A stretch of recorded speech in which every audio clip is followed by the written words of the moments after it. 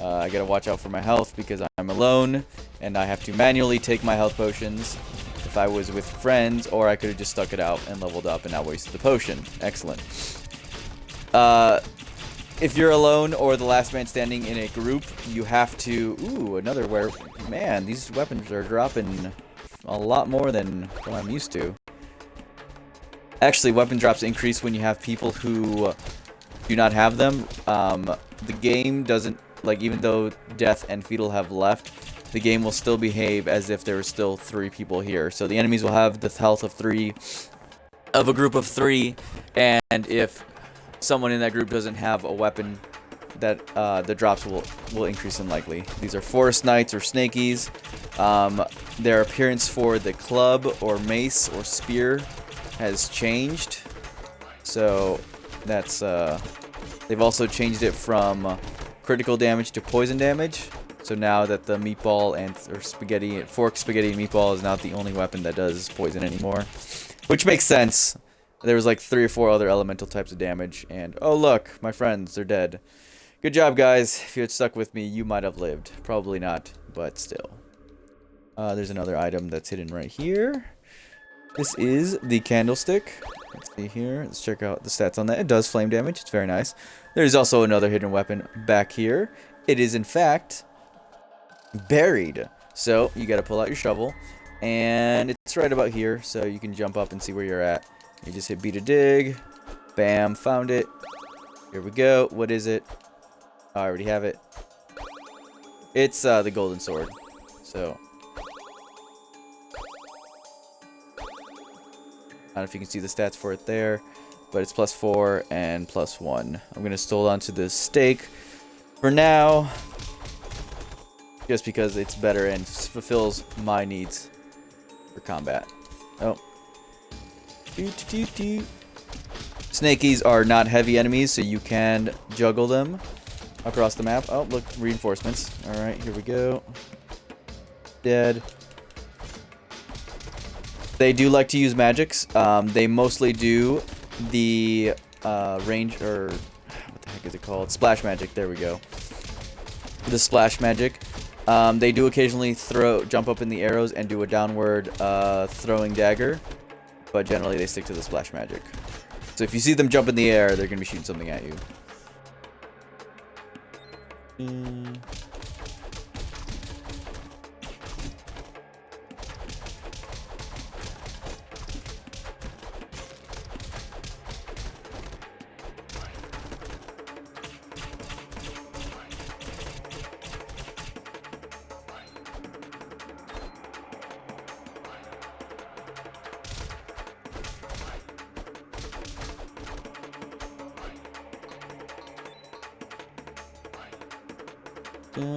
Here we're gonna have another troll mini boss and some forest knights.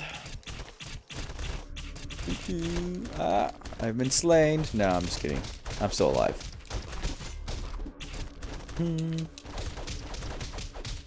Now you don't see the health bar for this troll mini boss, but it functions the same as the last one. You kill the troll mother or whatever, and the others will die. If you're not looking to kill it, then these guys are a really good way to just spam XP or get it, especially on insane mode. The troll is actually one of the fastest ways to level up if you're able to juggle or do air combos, because he'll spawn an infinite amount of enemies. They don't do a whole lot of damage by themselves on normal, but if you know how to stay in the air like this on insane mode and do that indefinitely, you can definitely generate a lot of XP, especially in the early levels. If your character's low level.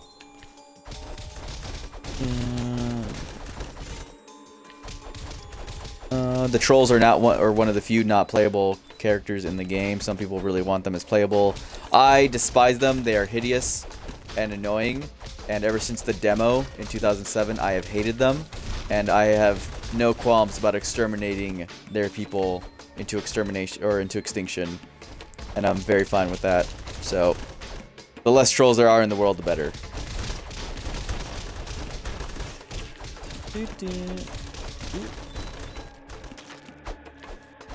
So there's like one snaky left. I'm almost ready to level up. Alright.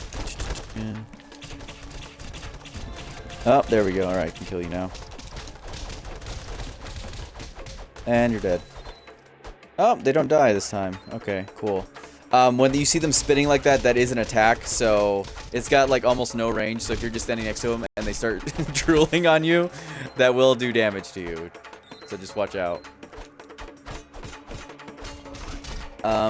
Even though they do use twigs, you cannot get drops on them. You have to buy them from the store. I don't know which store it is anymore because it changed, but that is one of the purchasable weapons in the game. It is not a drop. There's health in here that I don't need. I just wasted it. Some more forest knights or snakies, as people like to call them. It's their official name. Okay. Oh, look, a peasant. Gonna go save him. For the one viewer who just joined us, the AI peasants only have one level, or they're only level 1, so they're not going to do a whole lot of damage. They can die. They rarely do, though. I think the only time they really do die is on insane mode, because the enemies are dealing like 1,000 damage. So, yeah. Don't expect them to be saving you in insane mode. This is Snaily. Forget if he has a more common name. He does plus 5 defense and minus 5 agility.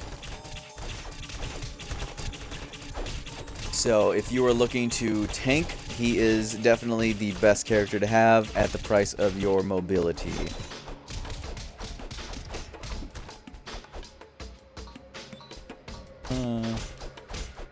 Food in there. You'll notice that the AIs will follow you fairly well and provide reinforcements. Once you join the enemies, they will go off on their own and draw aggro or whatever you want to call it. We just saw one of them do a ninja jump and throw a dagger in the air, so their magic is kind of cool. I like it. Snakies are awesome.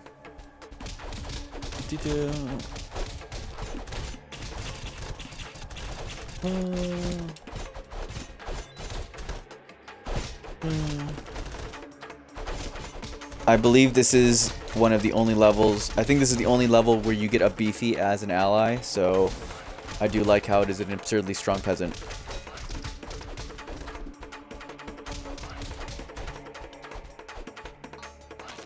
Nanners. Alright, and into the cornfield where nothing bad happens. Cornfields. Oh, look, here's 2 more peasants. They don't join this fight unless the corn boss hits them. They're more useful on insane mode as a semi-distraction. The corn boss is fairly easy to kill if you know how. I'm just going to stand over here. Ah! He's going to do his Jaws attack. He spits out popcorn when you hit him. And he's going to go underground. There we go. Like all the other bosses, the more health he loses, the faster he will move. It's going to be more noticeable once we hit the halfway mark. He does have a very long radius when it comes to his whipping you with his corn stalk, whatever it's called. Yep, as you can see. Oh, the popcorn does give you 1 health. Not enough to make a big difference, but it's always nice. Who doesn't like popcorn? I don't know how much butter it comes with, but I think we can assume it's sweet corn.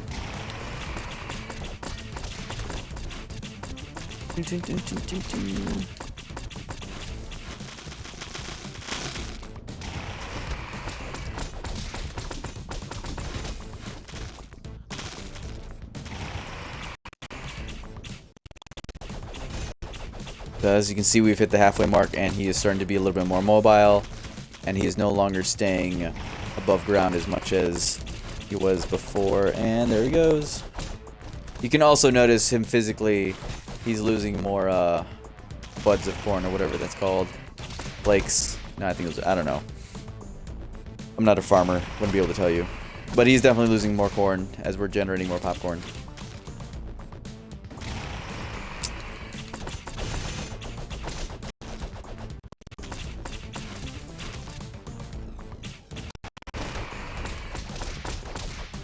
If you stay still, he will jump out from underneath you. If you're more mobile, he will have a harder time. And as he is getting closer to death, you'll notice he has a underwear band that becomes more visible as his pants are falling off.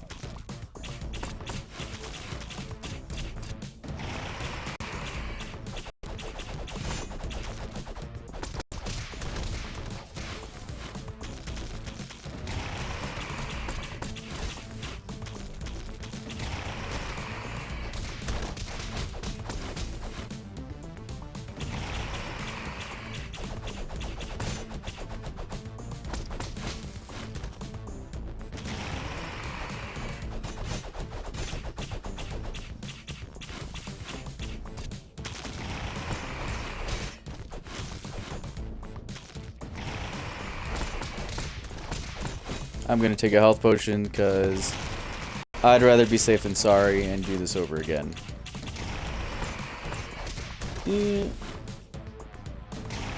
He becomes progressively more annoying with his pop-up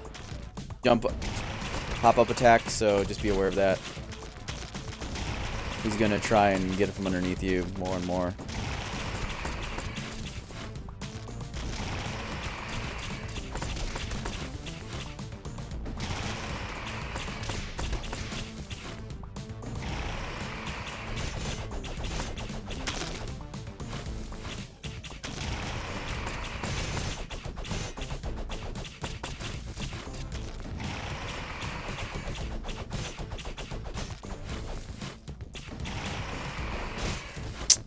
He's not even bothering to do one of those attacks. He's just being a troll at this point.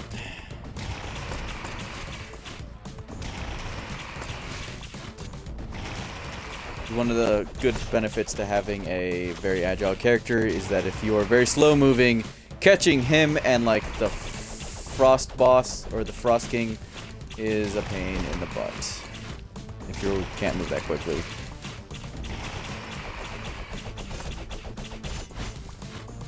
Come on. Almost there.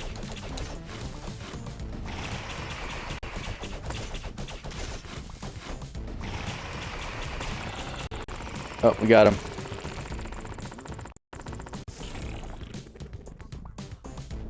Woo! And he's dead. And oh look, the horn. We're good.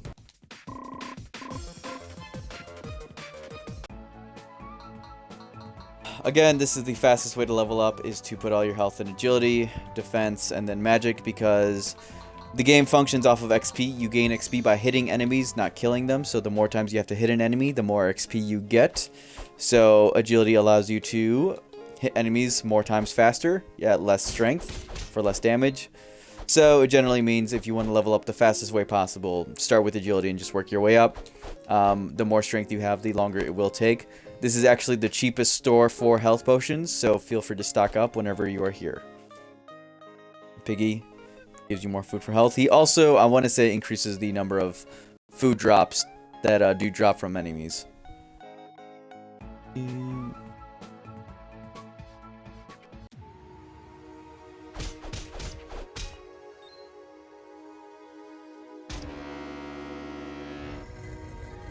So there's actually 3 tunes you can do with the horn.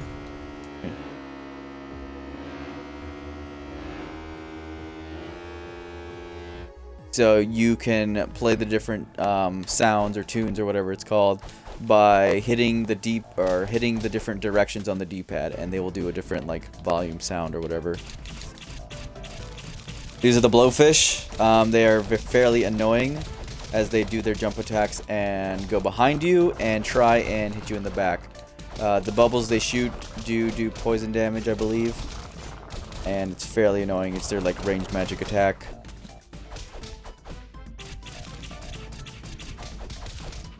Like I said, as you can see, they're progressively moving behind me, just moving in patterns that are not consistent with other enemies in the game. You cannot do damage to them while they're jumping in midair, so this is probably the only level where the seahorse is useful, because it is in water.